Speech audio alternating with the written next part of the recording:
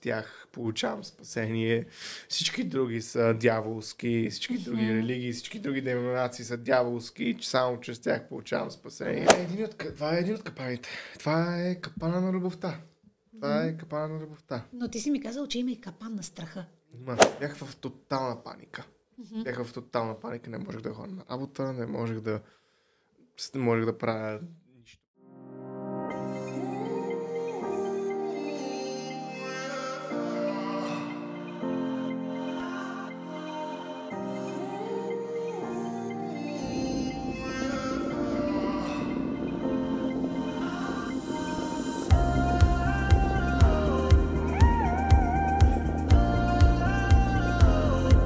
Родена в София и е на 27 години.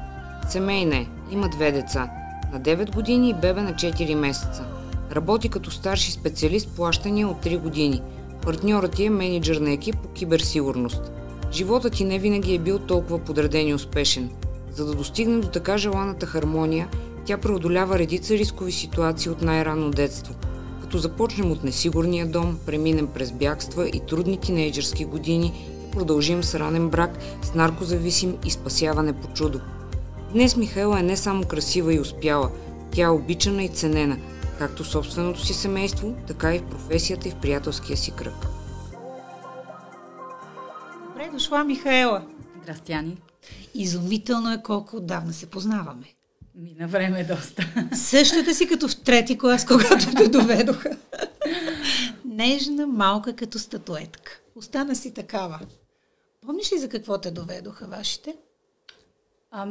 Беше свързано с това, че се бях затворила в себе си и...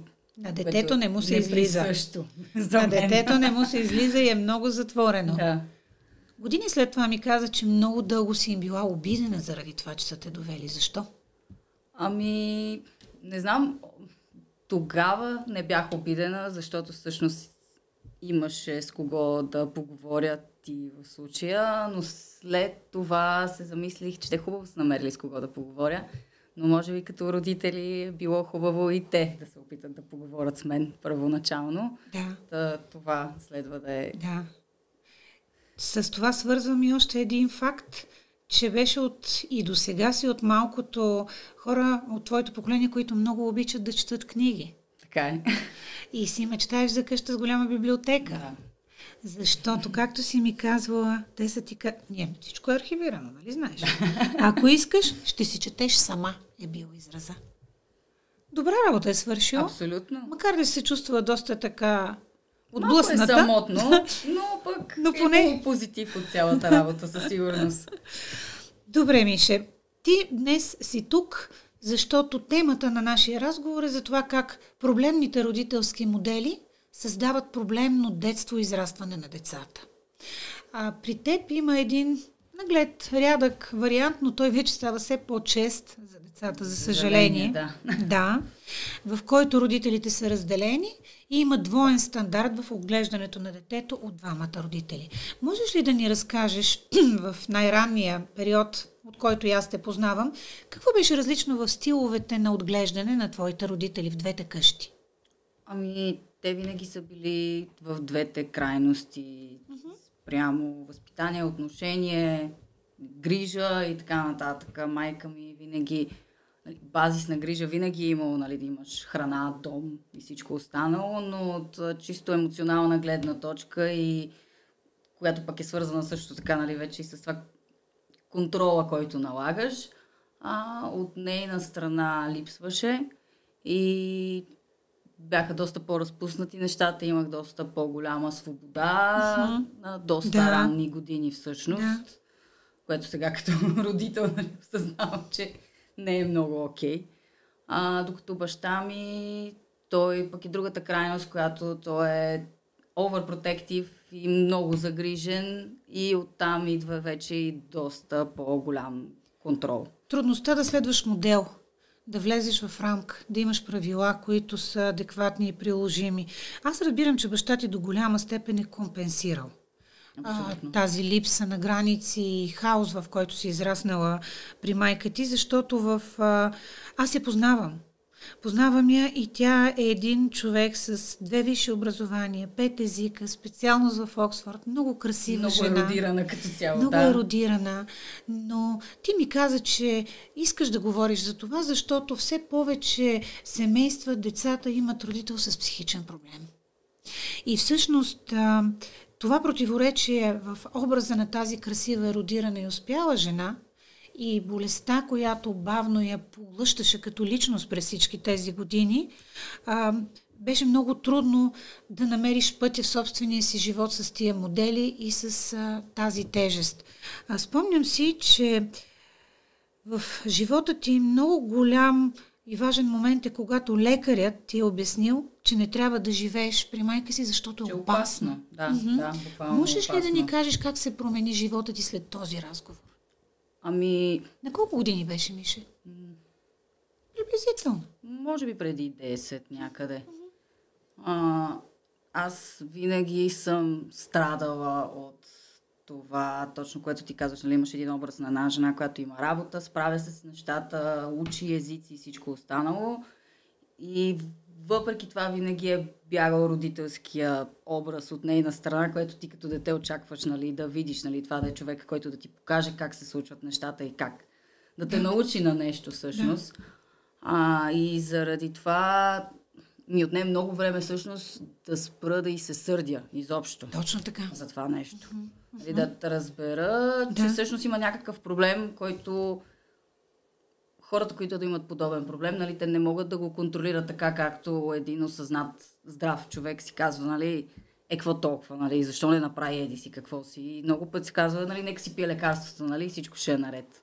Да, това е много чест проблем и не само децата, понякога и партньорите не могат да разберат, защото има светли и тъмни периоди. И в светлият ти струва, че всичко си е дошло по местата. Да, така абсолютно. И си кажеш, нали, даже какво се случи, нали, всичко беше наред, как така извърши, всичко си е наред и следващия момент нещата са главоломно надолу. Да, ние сме преработвали много такива фрагментирани спомени, които в съзнанието на едно дете е много трудно да се впишат и да не остават много силна травма. Казвам го заради семействата, които имат психично болен човек и които трябва да има предвид, че и всички страдат и децата също. Твоите съученици не те разбираха. Аз си спомням няколко случая, които си ми описвала. Да. То е много странно. То не е само съученици, учители по същия начин, защото, нали, като си в тинейджърска възраст, без значение колко ранна. Ако майка ти отиде до училище и иска да разговаря с учителите, ти знаеш тя в какво състояние е по принцип. И имала съм ситуация, в която учител ме засича и ми казва, знаеш ли, че майка ти беше тук в училище, дойде да говори с нас за теб. И аз като един тинейджър им казвам, тя е луда, нали, няма какво, не я слушайте много. И те така се обръщат към мен, ти сега всички, нали, децата как говорят за родителите си.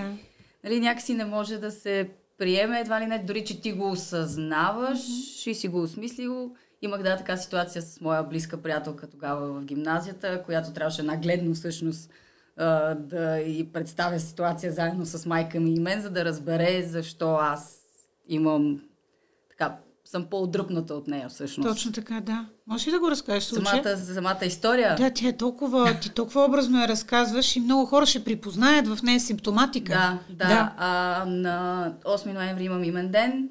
Преди повече от 10 години бяхме се събрали в парка да празнуваме този имен ден с тогавашния ми партньор и тази моя приятелка, за която споменавам. И бяхме седнали в парка в Гео Милев, където майка ми живееше тогава, наблизо.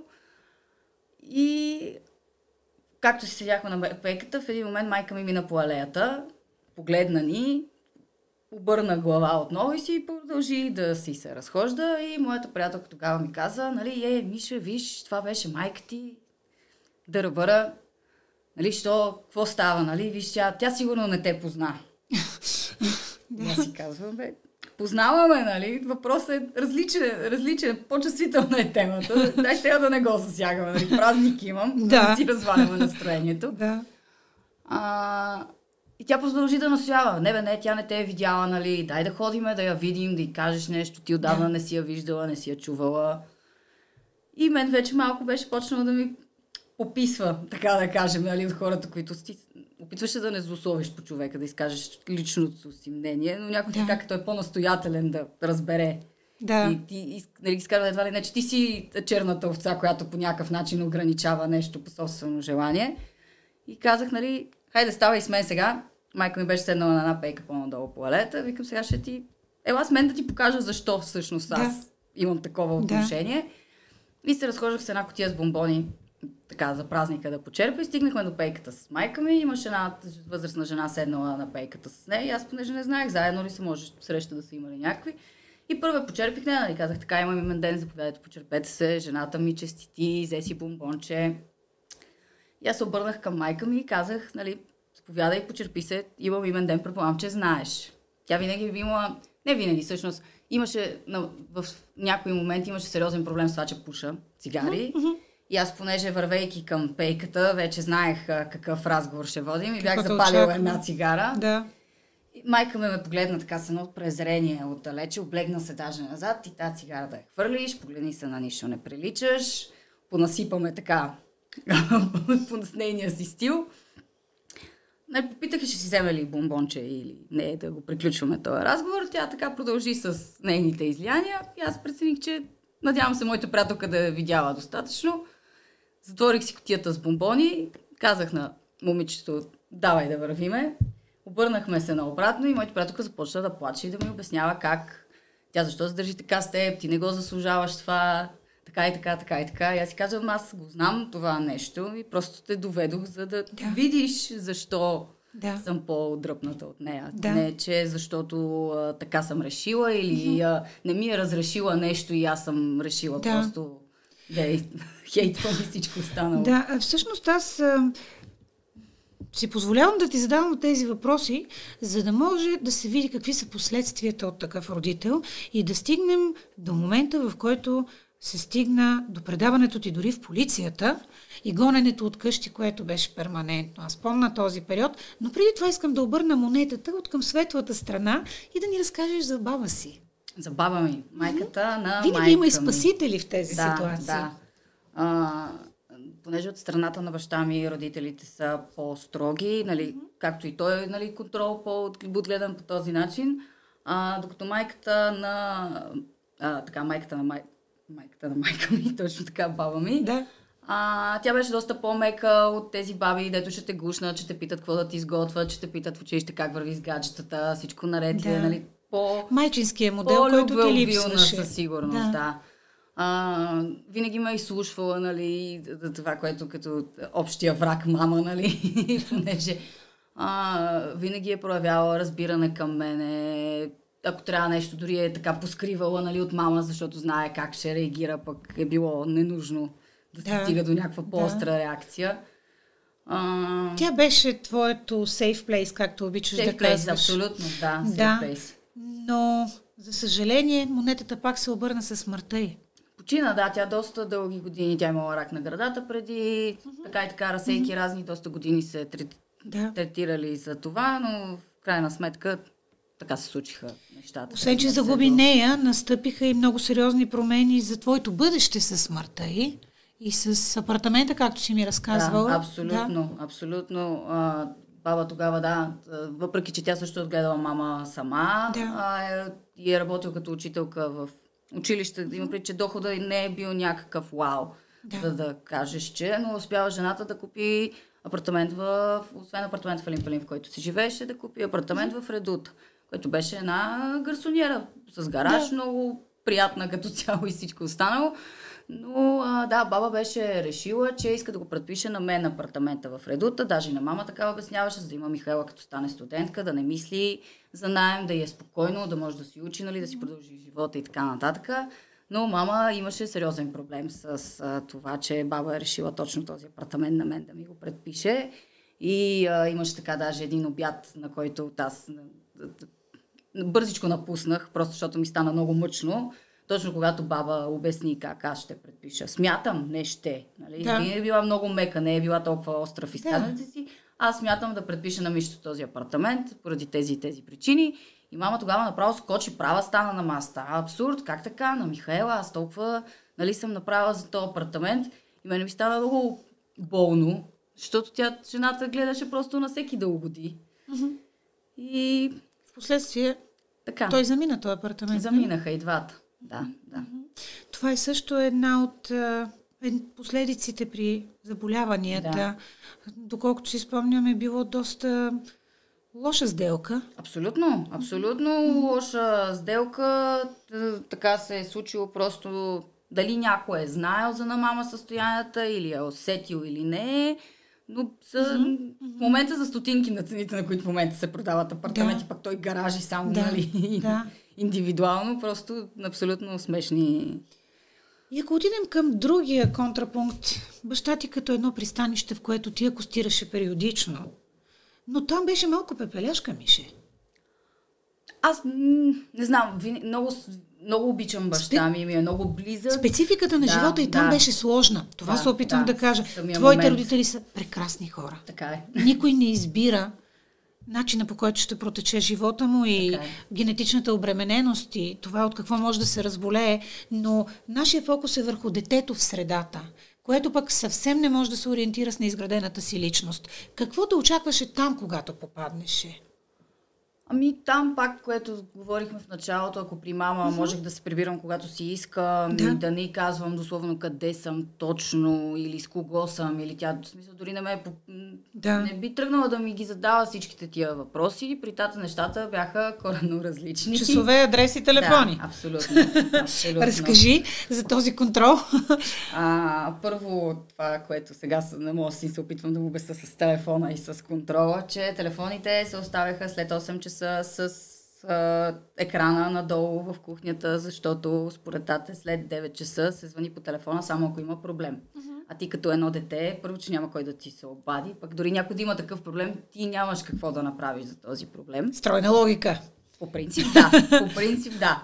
Нали, но така се оставяха телефони, нали, имаше доста така за мен ограничени часове за прибиране и излизане, като примерно летни ваканции, когато всички са навънка до късно, то е до 10 часа е светло, освен това и така нататък.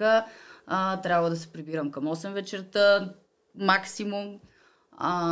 Като казвам 8 вечерта, не става въпрос да се излезе в 10 сутринта. Нали, излиза се след обед, 2-3, за да не се бездейства, защото безделието ражда пороци. Така, и това дете, така добре контролирано срещу пороците, попадна в полицията и в детския затвор. Знам, че звучи ужасно, особено като те гледа човек и като знае колко си постигнала и всичко останало. Но ето, ти си примера как това може да се случи с всяко дете. Случва се, да. Разкажи го, Мише. Мама беше влезнала в пак така тъмен период, да ги наречем, тези нейните моменти и ме беше обвинила, не просто ме беше обвинила, беше подала жалба в полицията срещу мен, че съм я обрала. Да.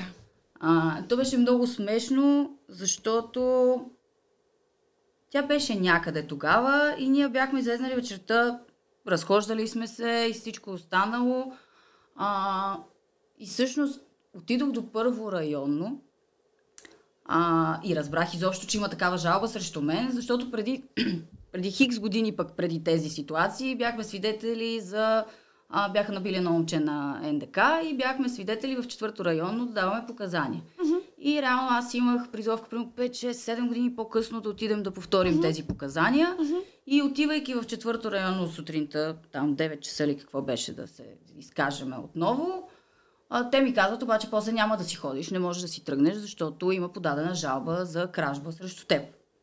Да. Нали, което аз дори съм си отишла, нали, за тази призовка, които са ме извикали, съм станала и съм си отишла там да си... Да уточним, ти не си откраднала нищо от къщи. Да, точно така. Нищо не беше откраднато. Да. Защото те ми казаха, няма да можеш да си тръгнеш после, трябва да отидеш до първо районно. Там качихаме в една патрулка, закараха ме до първо районно. Там си поговорихме с... разследващия полицай. Детска педагогическа, плюс разследващ полицай. Така имахме разни дискусии. Аз, понеже съм малко цапната в устата и не обичам да си мълча. Особено като знам, че имам право съвсем. Нали? Да, но дойдоха тогава... Те те бяха наплашили хубаво. Доста ме бяха наплашили, Какво ти бяха обещали? Ами не. Така да знаят децата какво ги очаква, ако им се случи. Бяха ме наплашили как сега ще ме вкарат в затвора, как сега долу ще ме заведат в това, което му казват трамвай, което те закачат с белезниците. Да седиш преди да те приберат по кили и всичко останало. Та ми бяха обяснили, ти сега ще видиш, ще те сложим при най-страшните престъпници, при най-ужасните хора, да видиш докъде ще стигнеш, ако продължаваш така и така. На колко години беше, Миша, ти? Може би на 15. Колко ти е ръста? Височинката ти колко 1,56. Чудесно. Добре са се справили да заплашат това дете на 15 години. Да. Такъв им е подхода на хората. Може би при някой работи. При теб не се получи? Не, по никакъв начин. Ти беше видяла доста преди това вече. Ами, да, имала съм ситуация, виждала съм хора, познавам хора, нали, но да, за тези престъпници, ако трябва да разкажа, при които ме заведоха долу. Това е интересно, да знаят децата къде ще попаднат. Страшните престъпници, да. Аз понеже помня, че ти много се впечатли, като го коментирахме това. Впечатлих се определено. Всичките образи, които и тогава си казах, един ден ще сбъдна народния епос с нейната история, майки и рожби си ще плачат. И реших, че ще използваме тази история. Най-страшните престъпници, при които ме закараха долу, бяха как сега? Бизнесмена. Аз с жената с платената любов, не знам как е правилно да се изкажа. Жената с платената любов? Така предлагаща платена любов. Бизнесмен и един друг чичо, който изглеждаше много умърлушен и нещастен. Нали, жената с платената любов, ясно за какво са я задържали. Нещастният чичо беше задържан, защото беше щупил прозореца на колата на любовника на жена си, защото се е напил. Бизнесмена беше, него беше най-много срам от всички. То от най-високо, най-лошо се пада. Седеше с гръб към всички нас, гледаше си обувките, които му бяха свалили връзките на човек и той беше много нещастен. И всъщност той се оказа пък, че е там, защото в същия ден е имало матч на стадиона Локо Пловдив в ЦСК. И всъщност човек е водил бизнес разговор, минавайки покрай стадиона. Полицайите са му поискали лична карта. Той не е пожелал да ми я даде, да кажем. И поради тази причина го бяха закарали в районното на трамвая. Да. Добре. Това бяха много страшните престъпници, при които ме закараха. Повися ти на трамвая. Поседяхме не там, да. Не си го представям с твоя ръст, но окей. Ами, то не е много високо. То е като тези за балерините да се държат. Забравих как се нарича. Не съм влизала, не знаех. Няма нужда. Но да. И после как отида в детски, така наречения детски затвор? Да. Ами, защото в районите реално не могат да задържат деца под 18, ако нямат обособени. Аз това вече впоследствие станах специалист на всякакви теми и подобни, но нямат право да задържат лица под 18 години, освен ако няма обособена стая. В смисъл, не могат да смесят тези, които са над 18 и непълнолетните. Но понеже в това районо тогава, не знам сега, нямаше подобно помещение и затова всички непълнолетни ги закарваха в 7-мо районно, където така ми казаха тогава, че се води детския затвор, то така си изглеждаше. И отвънка по принцип сградата е супер, изглежда като един новосаниран блок. Асансьора също е приятен, нормален асансьор, докато не излезеш в едни дълги коридори, ма почти като по филмите, с големите метални врати, вътре с килията, високо горе е мрежата на стъклото, металната тоалетна, металната мивка. И те хората дори са много чудени, на който така съм споделила, защото казват, легло, казвам, какво легло, то е като хирургическа маса, матрак. Викам, не, няма матрак, имаш едно отдяло, с него можеш да си избереш възглавница ли ще ти е, под тебе ли ще се завиваш ли, какво ще правиш. Аз добре, че имах един свитчер, дето бях тръгнала с него, имах отдялото и свитчер, закрепихме. Колко време си постоя там? Нощта прекарах и сутринта... Успя ли да заспиш, Мише? Да. Беше изморена от всичко това? Да, може би. Не знам, не се чувствах притеснена. Си затворен там. Най-малко имаш, освен... Да. Няма кой да влезе, деца вика. Знаеш ли, може би много хора в момента се чудят как това момиче се усмихва и разказва такива неща. Но ако знаят колко пъти си гонена от къщи на улицата в кризите на майка ти, колко по-тежко е да не разбираш кой е родителят ти, какво се случва. Къде е границата? Къде точно си ти всъщност между тези две крайности по-скоро? Може би тогава ще си обяснят как районното, полицаите, детския затвор са били все пак нещо с логика, с хора с акъла си, които знаеш, че някаква процедура, процес, стъпки, знаят какво правят. Минали, в крайна сметка, да. И аз го акцентирам, за да го имат предвид хората, които имат психично болни вкъщи. Те станаха страшно голям процент. Мисля, че около 20% са се качили по едни данни и на доктор Гълъбова, които слушах, да знаят, че този хаос за децата им е ужасяващ и е по-страшен, и е ужасна форма на насилие и объркване на личността. Точно, ти те първо се изграждаш себе си като личност и като имаш един такъв нестабилен модел, дори само от едната страна. Да. Това, и който се води твой родител, нали? Това не говорим за някой, който виждаш от време на време. Когото някой, обичаш който безкрайно. трябва да черпиш пример в крайна сметка. Аз така много дълги години си мислех, че имам биполярно разстройство. Дори почти бях убедена в това нещо, нали, че просто така. Сме го изяснили и за щастие не има такова нещо. Не е така. Натръгване от детския затвор имаше хубава компания, доколкото си спомням, поне забавно. това. Абсолютно, беше забавно. Не знам, явно сметнали, че сме някакви опасни престъпници, склонни да избягат. Но да, на излизане така от тази приятна санирана сграда ме хванаха за ръчичка с белезници, с едно момче, което дори беше, може би, малко по-малко от мен. Да. Не съм сигурна, може би 1-2 години този по-малко зловещ престъпник какво беше направил?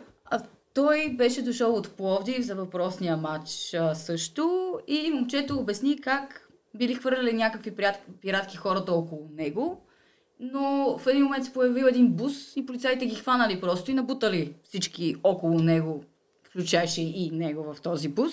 И всъщност той беше там заради това, че може би някакъв вид хулиганство се води. Според мен за него урока е бил добър и на място. Да.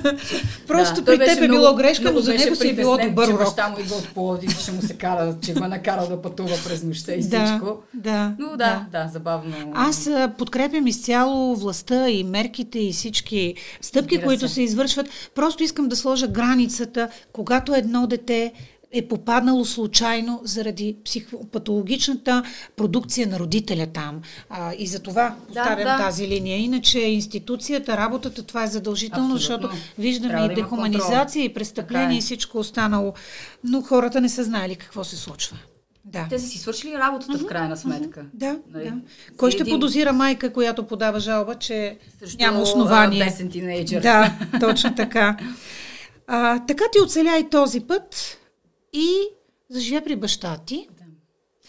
И монетата се обърна отново в 8-ми клас. В 8-ми клас. На коледния купон. Ох, да.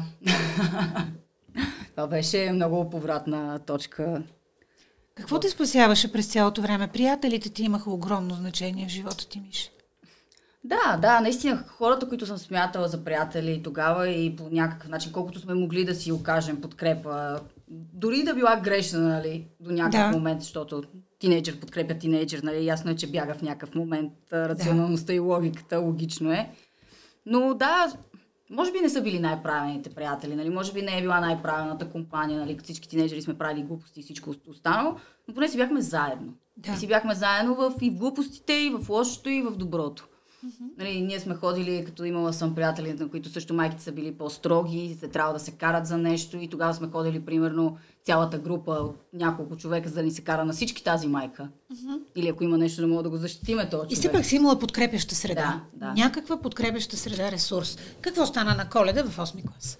На Коледа в 8-ми клас много исках да отида на коледен купон преди ваканциите. Нали, имахме приятели, които родителите им така бяха по-либерални и разбиращи тогава, така ги наричахме, по-готини родители, които пътуват някъде за празниците или поне за първите няколко дни и са си оставили тинейджера сам вкъщи и са разрешили освен това да... Така, на кого са разрешили, кой е решил сам, че ще направи купон, нали? Пак е спорно, но така. Това е случай, е важен случай. Да, трябваше. Бях решила, че искам да хода на подобно събитие, но за тата беше много важно да знае къде е точно това място, да има телефон на родителя, да се чу с него преди това, да знае с кои хора, които той познава и е запознат, че присъстват на въпросния купон и така нататък. Освен това да бъде ясно няколко дни по-рано, за да не развалям неговите планове. Пак казвам, чисто организационна гледна точка го разбирам. Мъжете са структурирани все пак. Така, да. И аз поради тази причина, това беше петък се завършва преди да излеземе там 2 седмици ваканции. Още в началото на седмицата почва вече да се разпространяват слухове, еди кой си купонче, това, онова. Ти направи всички възможни стъпки да попаднеш абсолютно, по правилата. Избрах при кого ще искам да хода на купон, за да бъде, нали, най-познатия човек, нали, така нататък. Казах къде е, с кого, защо, информацията беше предоставена и така нататък. Но въпреки това ми се каза, не, няма да ходиш. Не може. Да. И аз изключих телефона, понеже се ядосах, че съм спазила всичко, което е нужно да се извърши. Изключих си телефона и си отидох на купона, на който исках.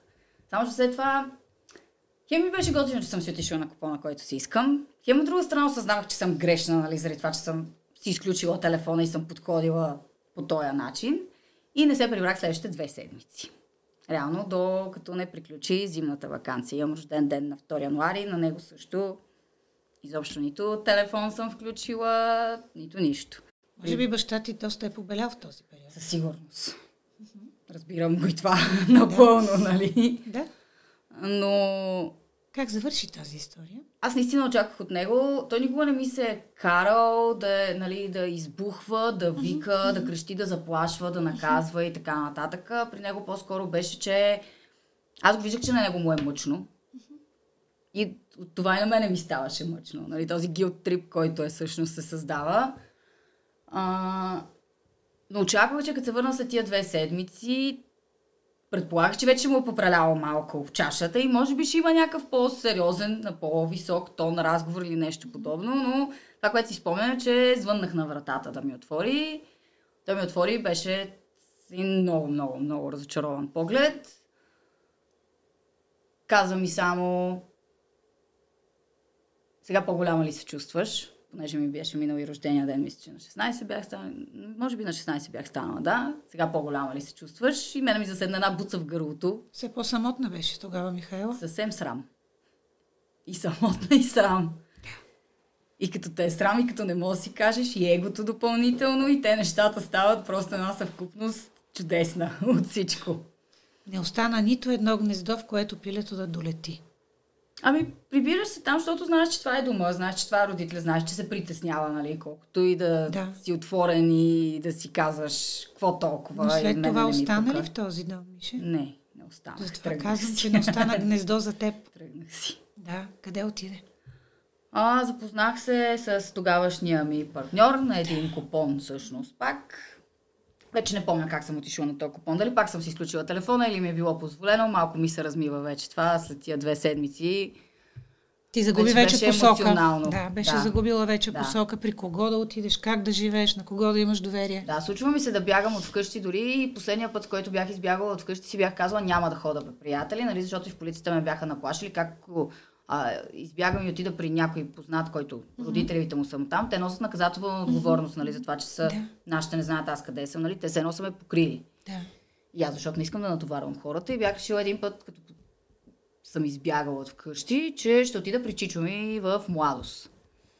Той е много готин, също брат на баща ми, супер свеж и всичко останало, но все пак е по-малкият брат на баща ми. Да.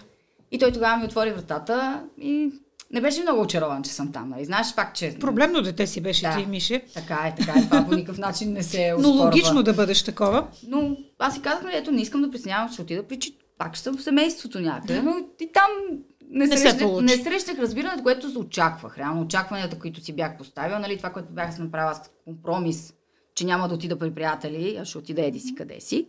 Или там, като срещнеш една стена и осъзнаш, че... Всички врати се затваряха пред теб. Да, няма да е там. Да запознах се с тогавашния ми партньор на един купон, който пък... Ти беше на колко, той на колко? Може би съм била на 16, пък той е бил на 21-2. Доста по-голям в ситуацията. И способен по някакъв начин да ти даде нов живот и семейство, според. Да, той си живееше в апартамент, предоставен от баща му, живееше си сам. Мен много ме впечатли тогава, той всъщност ме беше излагал, че имаше едно пиле с ориз. И той ми каза, че всъщност той го е направил. Впоследствие се оказа, че майка му го е сготвила. Нали? Но за мен това беше, нали, вау, ето човека живее сам, нали? Си е сготвил дори като мъж на 21 години пиле с ориз, нали? И така нататък.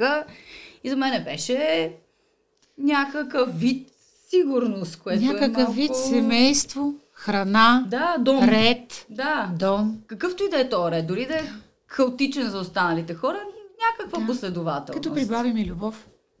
Така, за момента като че тогава. ли монетата се обърна и ти тръгваше да се спасиш? Да, така изглеждаше. Изглеждаше, че ето, нали, купони, пак забавления, нали, Забавляваме се, правим си деца каквото си искаме, нали, млади хора. Но ходеше и на училище. Да.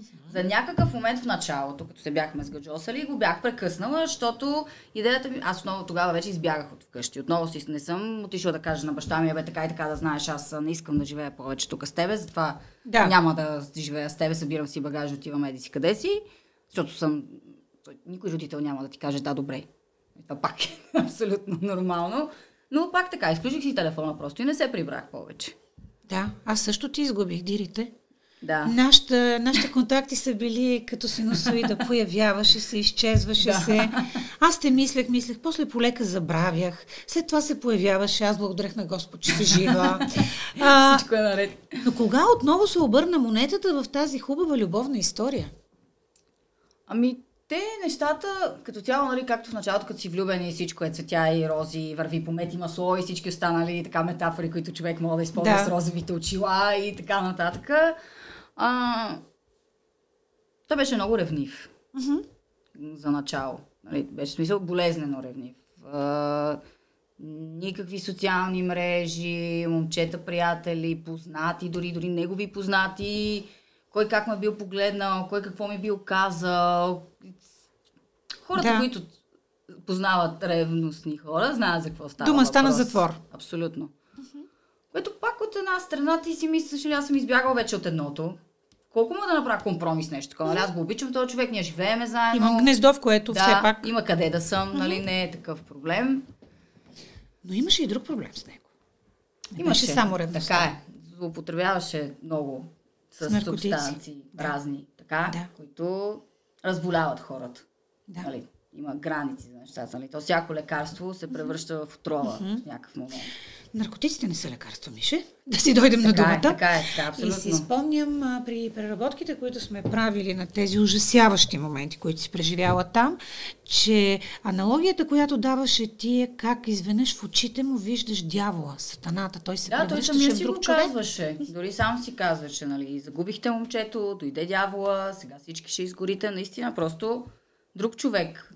Друг човек, коренно различен човек. Това беше страшно, буквално страшно. Беше страшно. Плашещо е. Да, но стана още по-страшно, когато ти забременя, нали? Да. Аз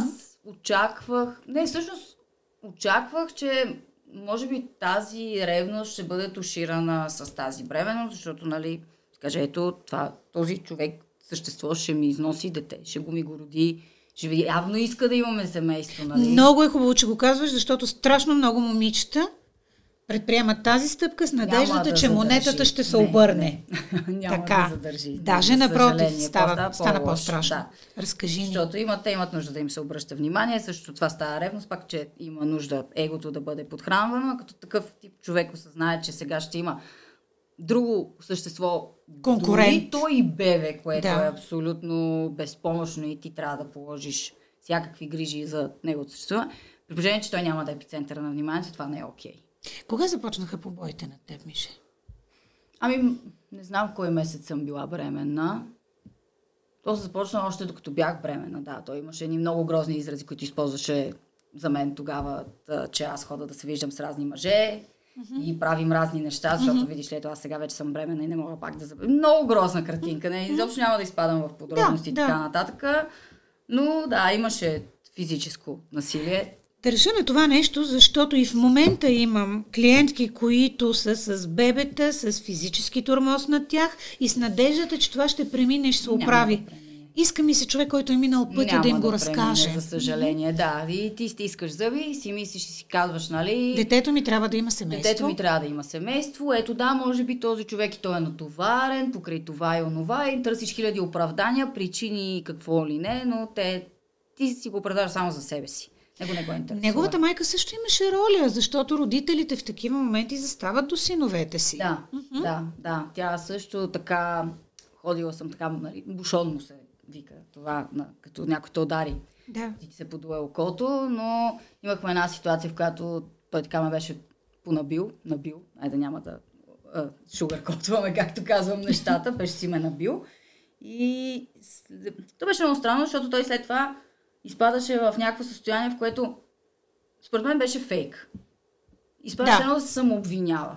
Да. Имали сме ситуация, още в първи апартамент, в който живеехме, той така беше агресирал, след което при поредното ми казване от мен да не ме бие, той отиде и си разби главата в една стъклена витрина.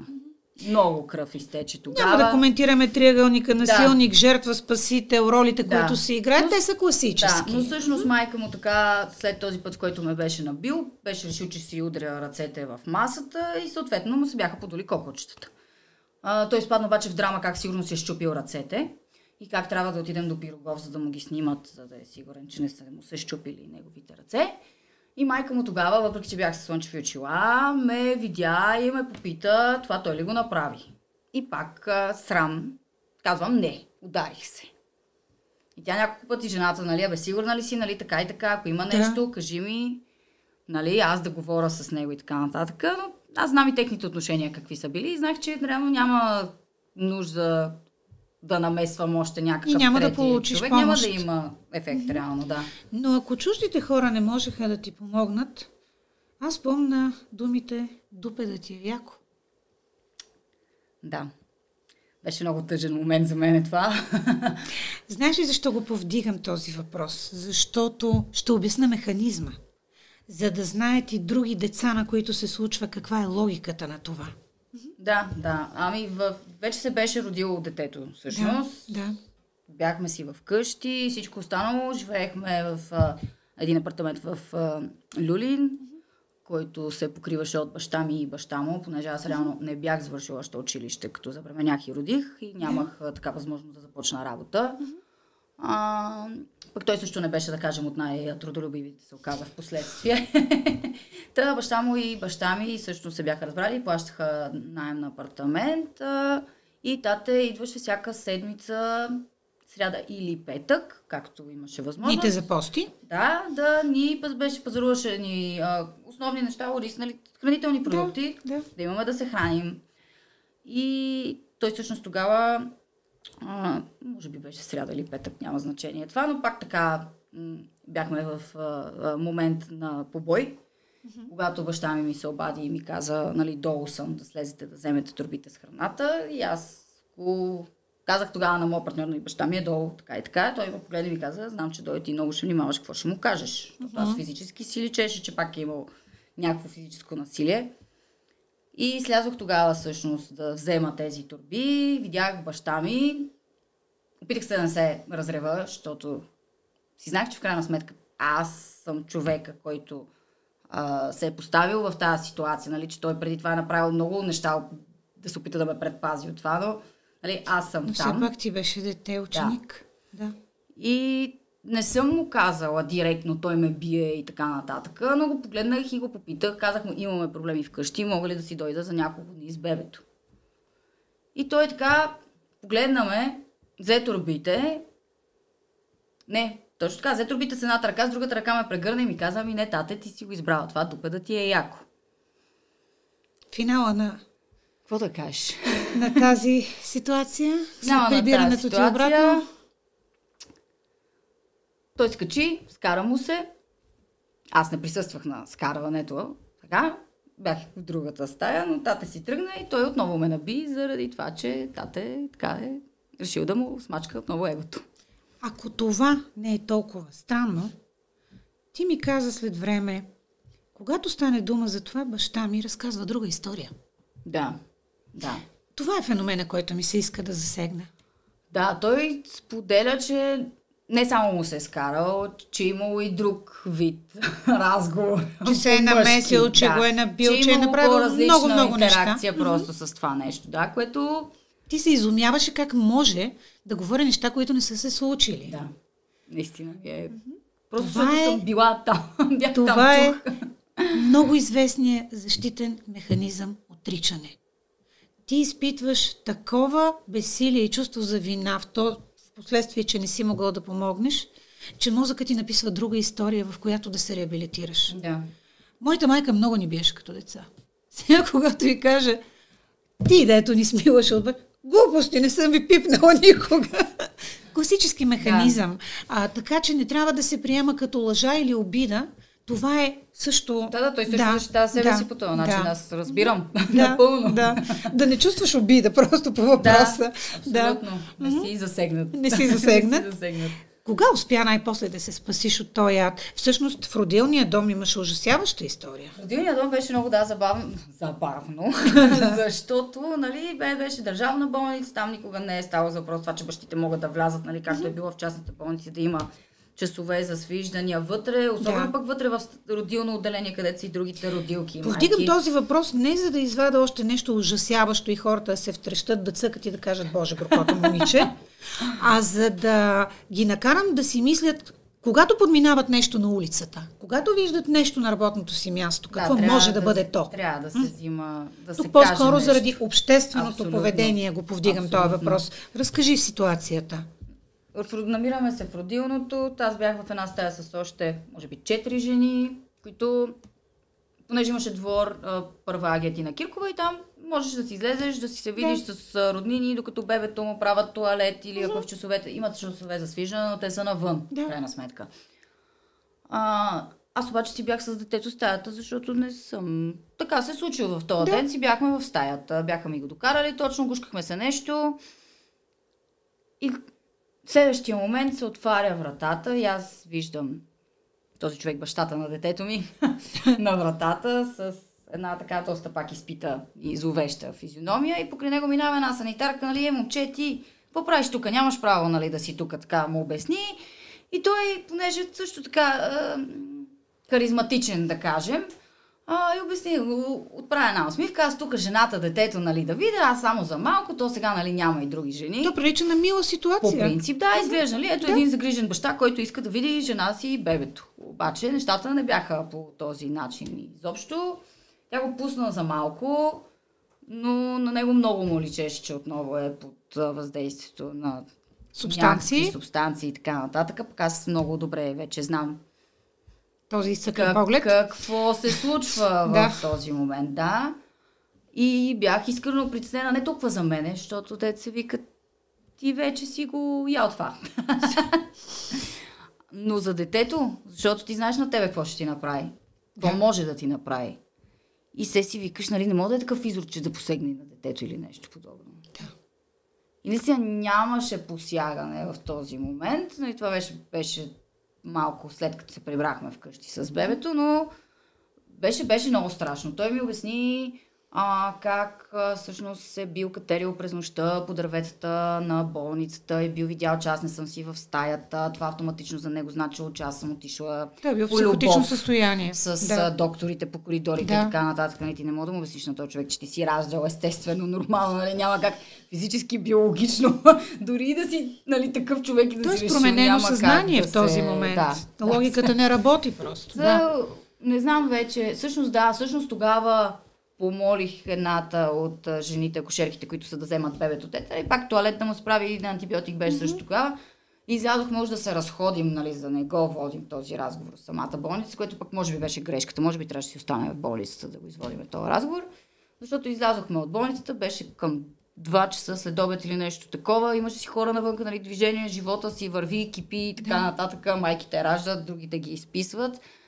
И излязохме така покрай оградата на болницата да се разходиме. Той отново така доста солидно ме ошамари.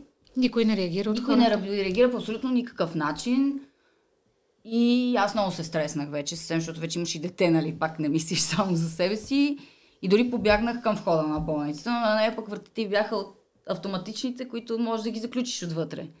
И от чичото охраната си гледаше нещо на телевизията, трябваше да му толкова ми беше направо, като по филмите съм се чувствала от хората, дето трябва някой да отвори тая врата, за да се спасиш от това нещо. Имах чувство, че ти беше невидима за всички. Бог че тича за тебе обратно. Невидима за толкова хора. Много. Родилка. Тъжничко. Понощница. Понощница. Понеже никога не съм могла да нося нощниците, се бях разбрала там, че ще хода санцука, не с нощница. Те ми викаха с вашето цивилно облекло. Ето какво се случи. За това се спазват правилата. За това си кой по нощница. Да, точно така, за да могат да те пуснат. Ти разбра какви ще са размерите на бедствието, но въпреки всичко се върна с бебето там. Винаги съм давала много шансове. Винаги съм смятала, че пак може би от някакъв срам, че не можеш да си признаеш, че ти не си направил правилния избор. Ужаса продължи. Ужаса продължи, да, когато се прибрахме и бебето беше на не повече от месец и нещо. И той всъщност тогава ме заключи в кухнята и беше един, може би, от най-сериозните побоища, които сме... Това, дето съм била бременна, дори някакси, въпреки че било пак опасно за бебето и за всичко, не би беше толкова страшно, колкото когато вече бебето се беше родило, защото след един определен брой часове на побой в тази кухня, нали, това бебето се храни на 3 часа и всичко останало и така нататък. Той отключи вратата, погледна ме и ми каза, тебе за кого те страх повече, за теб или за детето? И аз не знам как магически съм минала. Осъзна какво ще се случи. Просто си представих всички възможни неща. Това е инстинкта на майка. И в този адреналин съм се изстреляла покрай него, защото той тръгна към стаята, в която спи детето. Съм се изстреляла покрай него, някакси преди него вече съм била там. И го бях взела бебето и сме седнали на леглото. И той отново ме насипва нещо и хейтва и така с всичката жлъч, дето може да се излее. И в един момент ме натисна, аз съм го гушнала бебето така, и съм седнала на леглото, понеже така ми е препречил път и нямам на къде да отида и съм седнала. И той също ме натисна мен върху бебето. Да.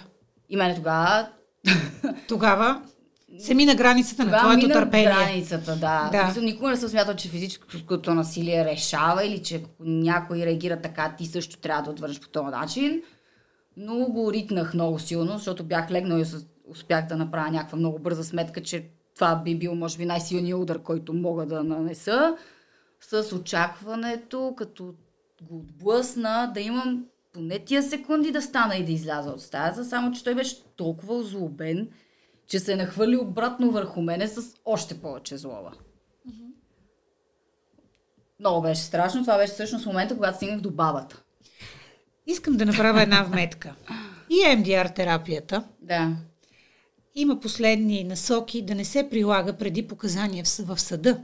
Защото при преработката на фрагментирания спомен се стига до това. Описваш го като филм, но вече не го преживяваш. Да.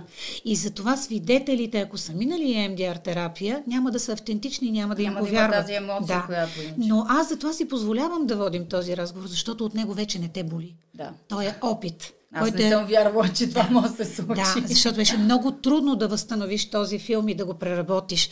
И затова искам да успокоя всички, които гледат този подкаст, че това не е мъчение на теб. Не е по никакъв начин, съвсем спокойно. Но това е един опит, за който може да се разкаже. И тук идват ангелите на земята. Да. Как се обърна монетата? Бабата в този толкова безумно критичен момент, който аз наистина не знаех какво мога да направя, защото ти си на 18 години, почти завършил, точно каза, почти завършил училище или завършил дори училище, но си на 18, бил си проблемен тинейджър, има го този срам, нали, който ето казва ти допеда ти е яко и ти повече не смееш да си отвориш устата да поискаш някаква помощ.